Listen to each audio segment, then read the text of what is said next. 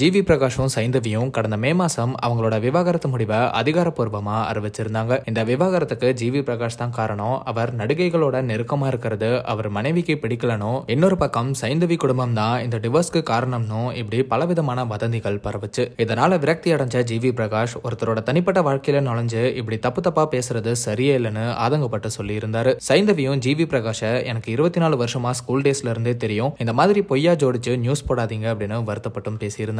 இந்த நிலையில சைந்தவி ஜிவி பிரகாஷ் பத்தி பேசியிருக்கிற வீடியோ இப்ப சோசியல் மீடியால பயங்கரமா வைரல் ஆயிட்டு வருது. மத்த மியூசிக் டைரக்டர்ஸ் மாதிரி ஜிவி பிரகாஷும் இப்ப கான்சர்ட் பண்ண தொடங்கி இருக்காரு. கோயம்புத்தூர்ல பல லட்சம் மக்கள் முன்னிலையில தன்னோட முதல் கான்சர்ட்டை நடத்தி இருந்தாரு. இப்போ நாடு கடந்து மலேசியால செலிப்ரேஷன் ஆஃப் லைஃப் அப்படிங்கிற கான்சர்ட்டை டிசம்பர் 7ஆம் தேதி நடத்த இருக்காரு. இந்த கான்சர்ட்ல அவரோட முன்னாள் மனைவி சைந்தவியும் கலந்துக்கிறாங்க. இத பத்தி பேசிதான் சைந்தவி வீடியோவை வெளியிட்டு இருக்காங்க. அந்த வீடியோல அவங்க ஜிவி பிரகாஷ் சார்னு சொல்லியிருக்காங்க. பலருமே இந்த வீடியோவோட கமெண்ட்ல நீங்க எல்லாத்தையும் மறந்து ரெண்டு பேருமே ஒன்னா ஷோ பண்றது சந்தோஷமா இருக்கு, ஆனா அவரை நீங்க சார்னு சொல்றது பார்க்க கஷ்டமா இருக்குன்னு கமெண்ட் பண்ணிட்டு வராங்க.